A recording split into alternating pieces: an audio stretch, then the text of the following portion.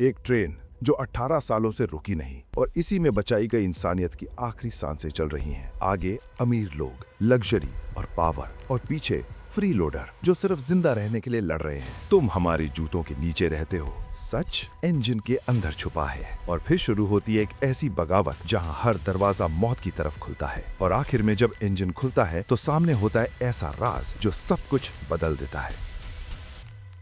Global warming बढ़ जाने की वजह से पूरी दुनिया में CW7 नाम का केमिकल फिजा में छोड़ दिया गया ताकि माहौल को थोड़ा ठंडा किया जा सके। लेकिन ये एक्सपेरिमेंट कामयाब न हो सका, जिसकी वजह से पूरी दुनिया में ठंड इतनी बढ़ने लगी कि पूरी दुनिया बर्फ से जम गई और जमीन पर सब कुछ जमने लग गया और इंसानों का जिंदा रहना मुश्किल हो गया और इंसान मरने लगे। ठंड से बचने के लिए बिलफोर्ड नाम का शख्स एक ट्रेन तैयार करता है जिसका नाम स्लोप आइसर होता है। ये ट्रेन पूरा साल लगातार बिना रुके चलती रहती है। इस ट्रेन का ट्रैक इस तरह बनाया गया है कि उसका एक राउंड कंप्लीट करने के लिए ट्रेन को 1 साल का वक्त लगता है और पिछले 17 साल से ये ट्रेन लगातार बिना रुके चल रही है। दुनिया के आखिरी बचे कुचे लोग इस ट्रेन में चढ़ते हैं और अपनी आगे की जिंदगी इसी में गुजरते हैं। इस ट्रेन को 3 हिस्सों में बांटा गया है, फर्स्ट क्लास, इकोनॉमी और फ्री लोडर। फ्री लोडर वो लोग हैं जो अपनी जान बचाने के लिए ट्रेन में बिना पैसा दिए चढ़ गए थे और उन्हें ट्रेन के पिछले हिस्से में रखा जाता है और उनके साथ बहुत बुरा सलूक किया जाता है। इस ट्रेन में तमाम फैसिलिटीज और खाना होने के बावजूद भी इन लोगों को खाने के लिए सिर्फ जेली टाइप चीज दी जाती है जिसे ये लोग प्रोटीन बार कहते हैं। ये इनका रोज का खाना होता है। एक दिन दुगा और सागर इन लोगों से पूछते हैं कि क्या तुम लोगों में से कोई अच्छा वायलिन बजा लेता है जो कि इकोनॉमी क्लास के लोगों के लिए बजा सके। तभी एक ओल्ड मैन उससे कहता है कि मुझे अच्छा वायलिन बजाना आता है। तो गार्ड्स उसे साथ चलने के लिए कहते हैं, लेकिन वो ओल्ड मैन अपनी वाइफ के बगैर यहाँ से नहीं जाना चाहता था। तो गार्ड्स उसकी वाइफ का हाथ तोड़कर उसे ओल्ड मैन को जबरदस्ती अपने साथ ले जाते हैं। मूवी का सीन चेंज होता है और यहाँ पर हमें कर्टिस को दिखाया जाता है जिसे ये लोग अपना लीडर मानते हैं। कर्टिस लोगों के प्रोटीन बार में कुछ ढूंढ रहा होता है। तभी वहाँ खड़ी तनियो उससे कहती है कि जो तुम ढूंढ रहे हो वो मेरे बेटे के प्रोटीन बार में है। वो एक कैप्सूल होता है जिसमें एक हिडन मैसेज होता है जिसे आगे वाले अपार्टमेंट से कोई हर रोज प्रोटीन बार में छुपाकर भेजता था। फ्री लोडर लोग अपनी इस हालत से बहुत दुखी थे। वो पिछले इतने सालों से अपने हक के लिए आवाज उठाना चाहते थे लेकिन अब तक कामयाब नहीं हो सके। फिर हमें गिलियम नाम के आदमी को दिखाया जाता है जिसे कर्टिस हर बात शेयर करता है। वो बताता है कि इस कैप्सूल में नमगुंग नाम के शख्स का जिक्र है जिसने इस ट्रेन का सिक्योरिटी सिस्टम डिजाइन किया है और उसे ट्रेन में ही कैद करके रखा गया है। कर्टिस समझ नहीं पाता कि इस मैसेज का क्या मतलब है और फिर कुछ देर बाद गार्ड्स के साथ एक लेडी आती है जो इन फ्री लोडर के बच्चों की हाइट चेक करती है और उनमें से 2 बच्चों को अपने साथ ले जाने लगती है। तभी बच्चों के पेरेंट्स उन्हें रोकने की कोशिश करते हैं तो गार्ड्स उन्हें बहुत मारते हैं और बच्चों को ले जाते हैं। तभी उनमें से एक बच्चे का बाप एंड्रूज उस लेडी पर अपना जूता फेंकता है जो उसे लग जाता है, लेकिन वो बच्चों को लेकर वहां से चली जाती है। इसके बाद ट्रेन की मैनेजमेंट हेड मेसन वहां आती है जो एंड्रयूज का जूता उठाकर उन लोगों को बताती है कि हर चीज की एक जगह होती है, जैसे जूता पाँव में और टोपी सर पर पहनी जाती है। इसी तरह तुम गरीब लोग ट्रेन के पिछले हिस्से में रहोगे और हम अमीर आगे वाले हिस्से में रहेंगे। फिर वो एंड्रयूज का हाथ ट्रेन से बाहर निकाल देती है और एंड्रयूज चीखने लगता है क्योंकि बाहर बहुत ज्यादा ठंड होती है जिससे उसका हाथ जम जाता है और गार्ड्स उसका हाथ हथौड़े से तोड़ देते हैं। ये सब देखकर फ्री लोडर लोग बहुत दुखी हो जाते हैं। अब ये सब उनके बर्दाश्त से बाहर हो चुका था और सब लोग अटैक का प्लान बनाते हैं। कर्टिस को लगता है कि गार्ड्स की गन में बुलेट्स नहीं है और वो इसी बात का फायदा उठाने का प्लान बनाता है। अटैक से पहले कर्टिस क्रोना नाम का ड्रग एक बॉक्स में रख लेता है। जब गार्ड्स खाना देने आते हैं तो कर्टिस आगे बढ़ता है और गन को अपने सर पर रखकर ट्रिगर दबाता है, लेकिन गन फायर नहीं होती और सब लोग समझ जाते हैं कि गन्स में बुलेट्स नहीं है और वो गार्ड्स पर हमला कर देते हैं। अब ये लोग दरवाजा तोड़कर आगे वाले डब्बे में चले जाते हैं और सबसे पहले जेल वाले डब्बे में पहुंचते हैं जहां नमगुंग कैद होता है और उसकी बेटी भी होती है। दोनों क्रोना के एडिक्टेड होते हैं। कर्टिस उन्हें आजाद करता है और उनसे मदद मांगता है, लेकिन वो कहता है कि हर दरवाजा खोलने के लिए उसे ड्रग के 2 पीसेस चाहिए होंगे और कर्टिस मान जाता है। अब नमगुंग आगे के दरवाजे खोलता है और बहुत सालों बाद ये लोग धूप देखते हैं। सब खुश होते हैं लेकिन जल्दी उदास भी हो जाते हैं क्योंकि हर तरफ सिर्फ बर्फ ही बर्फ होती है। अब ये लोग आगे किचन वाले सेक्शन में जाते हैं जहाँ फ्री लोडर लोगों के लिए खाना बनाया जाता था। यहाँ कर्टिस एक बॉक्स के ऊपर चढ़कर देखता है जहाँ बहुत सारे कॉकरोचेस को पीस कर प्रोटीन बार बनाए जा रहे होते हैं। यानी इतने सालों से इन लोगों को प्रोटीन के नाम पर कॉकरोचेस खिलाए जा रहे थे। यहाँ कर्टिस को एक और कैप्सूल मिलता है जिसमें हिडन मैसेज लिखा होता है वाटर, यानी आगे वाले डब्बे में पानी है और अगर ये लोग पानी पर कब्जा कर लें तो गार्ड्स इनकी बात माननी पड़ेगी क्योंकि पानी पूरी ट्रेन के लिए बहुत जरूरी है। यहाँ पर योना की एक सुपरनैचुरल पावर सामने आती है जिसमें वो दरवाजे के उस पार देख सकती है। वो अपने बाप को कहती है कि दरवाजा मत खोलो क्योंकि उसने दूसरी तरफ गार्ड्स को देख लिया है, लेकिन तब तक दरवाजा खुल चुका होता है और दोनों तरफ के लोग आमने सामने आ जाते हैं और फाइट शुरू हो जाती है। थोड़ी देर बाद एक अनाउंसमेंट होती है कि ट्रेन कटरीना ब्रिज से गुजरने वाली है, यानी एक और साल गुजर गया और न्यू ईयर आ गया है। सब लोग अचानक लड़ना बंद कर देते हैं और जोर जोर से हैप्पी न्यू ईयर कहने लगते हैं, लेकिन ये खुशी ज्यादा देर नहीं चलती। कुछ ही देर बाद ट्रेन बल्ब के टुकड़े से टकराती है और जोर जोर से हिलने लगती है। इसी बीच योना और नमगुंग बाहर देखते हैं और खुश हो जाते हैं क्योंकि धीरे धीरे मौसम बेहतर हो रहा होता है और बर्फ कम हो रही होती है। नमगुंग कहता है कि जल्द ही हम ट्रेन से बाहर निकल सकते हैं। तभी मेसन वापस आती है और कहती है कि 18 साल से विलफोर्ड ने तुम्हें जिंदा रखा है, अगर वो ना होता तो तुम सब कब के मर चुके होते और तुम लोग उसके खिलाफ जा रहे हो। फिर वो गार्ड्स को अटैक का ऑर्डर देती है और सब गार्ड्स नाइट विजन गॉगल्स पहन लेते हैं क्योंकि आगे एक लंबी टनल आने वाली होती है। जैसे ही ट्रेन टनल में जाती है अंधेरा हो जाता है। गार्ड्स गॉगल्स की वजह से सब कुछ देख सकते हैं, लेकिन फ्री लोडर लोगों को कुछ नजर नहीं आता। तभी एक उनमें से एक आदमी मशाल जला देता है और रोशनी हो जाती है और वो भी फाइट करना शुरू कर देते हैं। इस फाइट में बहुत लोग मारे जाते हैं और कर्टिस के ज्यादातर साथी भी खत्म हो जाते हैं। आगे जाकर वो मेसन को पकड़ लेते हैं और उसके सर पर जूता रखकर उसकी बेइज्जती करते हैं और एक ग्रुप फोटो भी लेते हैं।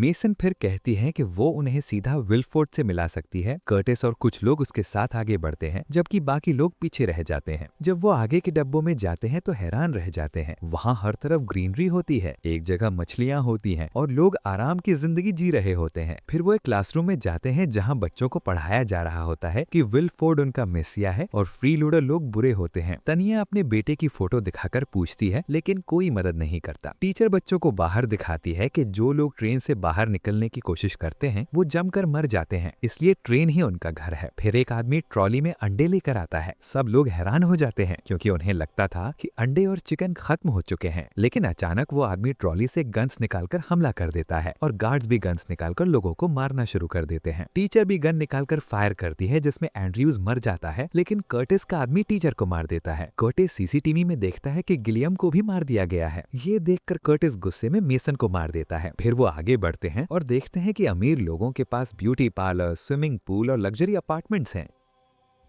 और तभी वहां पर तानिया मर जाती है। अब कर्टिस नामगोंग और उसकी बेटी योना के साथ एक क्लब से होकर आगे निकलता है। ये लोग ट्रेन के इंजन की तरफ बढ़ रहे थे क्योंकि विलफर्ड ट्रेन के इंजन वाले हिस्से में रहता है। अब ये लोग यहाँ पर पहुंच जाते हैं और नामगोंग इंजन का दरवाजा खोलने की कोशिश करता है, लेकिन वो उसे खोल नहीं पाता, जिससे कर्टिस बहुत गुस्से में आ जाता है और वो बार बार इंजन के गेट को खोलने की कोशिश करता है, लेकिन वो लोग उसे खोल नहीं पाते और थक कर वहीं बैठ जाते हैं। तो नामगोंग उसे आराम से बैठकर सिगरेट पीने के लिए कहता है। यहाँ पर कर्टिस नामगोंग को अपनी स्टोरी सुनाता है। वो बताता है कि 18 साल पहले जब वो लोग इस ट्रेन में चढ़े थे तो 1 महीने तक उन्हें खाने के लिए कुछ नहीं दिया जाता था और 1000 लोगों को एक कंटेनर में भूखा प्यासा रखा जाता था और उनके साथ बहुत बुरा सुलूक किया जाता था। वो लोग भूख की वजह से एक दूसरे को खाने लगे। इसीलिए कर्टिस कहता है कि मैं खुद से नफरत करता हूँ क्योंकि मैं इंसानों का गोश्त खा चुका हूँ और सबसे ज्यादा खौफनाक बात ये थी कि बच्चों का गोश्त सबसे बेहतर होता था। वो बताता है कि कैसे एक आदमी एक बच्चे को काट कर खाने के लिए चाकू लेकर उसके पास आया, लेकिन तभी वहाँ पर एक और आदमी आया जिसने उस बच्चे की जान बचाने के लिए अपना हाथ काट कर उसे खाने के लिए दे दिया और ये देखकर दूसरे लोग भी अपने बच्चों को बचाने के लिए अपने हाथ पांव काट कर देने लगे और उसके कुछ देर बाद ही विलफर्ड इन लोगों को खाने के लिए प्रोटीन बार देने लगा और ये लोग उन्हें खाकर जिंदा रहने लगे और एक दूसरे को खाना बंद कर दिया। कर्टिस रोते हुए नामगोंग को बताता है कि जो उस बच्चे को काटने वाला था वो कोई और नहीं बल्कि मैं था और जिसने अपना हाथ काट कर मुझे दिया था वो गिलियम था। कर्टिस करता है कि वो विलफर्ड से पूछना चाहता है कि ट्रेन में इतनी फैसिलिटीज और खाना होने के बावजूद भी उन्हें भूखा क्यों रखा गया, गरीब लोगों के साथ इतना बुरा सलूक क्यों किया गया। फिर नामगुम कर्टिस को आगे का प्लान बताता है। वो कहता है कि जो क्रूना ड्रग है वो सिर्फ नशा नहीं बल्कि बॉम्ब की तरह यूज हो सकता है। वो बताता है कि वो कई सालों से ब्रिज के नीचे पड़े एक प्लेन को देख रहा है जो पहले सिर्फ थोड़ा नजर आता था लेकिन अब पूरा दिखने लगा है। इसका मतलब है कि बर्फ पिघल रही है और जल्द ही हम ट्रेन से बाहर निकलकर रह सकते हैं। नामगोंग क्रोना से ब्लास्ट करने ही वाला होता है कि तभी वहां पर सेक्रेटरी आ जाती है और वो नामगोंग को गोली मार देती है और कर्टिस को अपने साथ विलफर्ड के पास ले जाती है। यहाँ पर हमें पहली बार विलफर्ड दिखाया जाता है। कर्टिस उससे पूछता है कि हमारे साथ इतना बुरा सलूक क्यों किया गया और जो बच्चे हर साल लिए जाते थे वो कहाँ हैं? विलफर्ड बताता है कि ये सब उसका प्लान था। यहाँ तक कि प्रोटीन बार के कैप्सूल में जो मैसेजेस मिलते थे वो भी वही भेजता था। वो कहता है कि जब पॉपुलेशन ज्यादा हो जाती है तो उसे कंट्रोल करना पड़ता है। वो कहता है कि तुम पहले इंसान हो जो पूरी ट्रेन का सफर करके यहाँ तक पहुंचे हो। हर 2-3 साल में पॉपुलेशन कंट्रोल करना जरूरी है, वरना रिसोर्सेज कम पड़ जाते हैं। अगर मैं तुम्हें फ्रीली खाना देता तो तुम लोग और ज्यादा बच्चे पैदा करते और सिस्टम कोलैप्स हो जाता। वो कहता है कि मैं सर्वाइवल ऑफ द फिटेस्ट पर बिलीव करता हूँ, जिसमें से स्ट्रॉन्ग लोग ही जिंदा रहने के हकदार होते हैं। वो ये भी बताता है कि ये सब उसका और गिलेम का प्लान था। ये सुनकर कर्टिस समझ जाता है कि गिलेम ने उसे क्यों कहा था कि विल्फर्ड से मिलते ही उसकी जुबान काट देना, ताकि सच कभी सामने न आए। फिर विल्फर्ड फ्री लोडर सेक्शन में फोन करता है, जहां ट्रॉली वाला आदमी फोन उठाता है और विल्फर्ड उसे 75% लोगों को मार देने के लिए कहता है। कर्टिस फोन पर लोगों की चीखें और गोलियों की आवाज सुनता है और उसे बहुत गुस्सा आता है, लेकिन वो कुछ नहीं कर पाता। विल्फर्ड कहता है कि तुम लोग बहुत ज्यादा हो और रिसोर्सेस कम है, मुझे मुश्किल फैसले लेने पड़ते हैं। फिर वो कर्टिस को अपनी जगह ऑफर करता है, क्योंकि वो बूढ़ा हो चुका है और किसी को सिस्टम संभालना होगा। दूसरी तरफ नामगुन की बेटी योना अभी भी दरवाजा खोलने की कोशिश कर रही होती है। तभी क्लब के लोग उन पर हमला कर देते हैं, लेकिन वो उन्हें रोककर योना को ब्लास्ट करने के लिए कहता है। योना क्रोना को दरवाजे पर लगाती है और आग लगाने के लिए कर्टिस की माचिस लेती है। तभी योना को इंजन के नीचे से एक बच्चे की आवाज आती है। वो नीचे देखते हैं और वहाँ टिम को पाते हैं। यहाँ पता चलता है कि जब इंजन में प्रॉब्लम होती है तो फ्री लोडर बच्चों को लाकर उनसे काम लिया जाता है, क्योंकि वो छोटे होते हैं और अंदर जा सकते हैं। ये देखकर कर्टिस को बहुत गुस्सा आता है कि सिर्फ गरीब बच्चों को ही क्यों यूज किया जाता है, अमीरों के बच्चों को क्यों नहीं। कर्टिस टिम को बाहर निकाल लेता है और दूसरी तरफ योना ब्लास्ट कर देती है, जिससे ट्रेन में जबरदस्त धमाका होता है। इस धमाके की वजह से पहाड़ों से बर्फ खिसक कर ट्रेन से टकरा जाती है और पूरी ट्रेन तबाह हो जाती है। इस हादसे में सब लोग मर जाते हैं, लेकिन योना और टिम बच जाते हैं। वो दोनों पहली बार ट्रेन से बाहर निकलते हैं। हर तरफ बर्फ होती है, लेकिन फिर वो एक पोलर बेयर देखते हैं। इसका मतलब होता है कि अब जिंदगी वापस आ रही है और इंसान भी अब यहाँ रह सकते हैं, और यहीं पर मूवी का एंड होता है। तो दोस्तों, आपको ये वीडियो कैसी लगी कमेंट सेक्शन में जरूर बताना, और ऐसे ही जबरदस्त वीडियोस के लिए हमारे चैनल खून फ्लिक्स को जरूर सब्सक्राइब करें।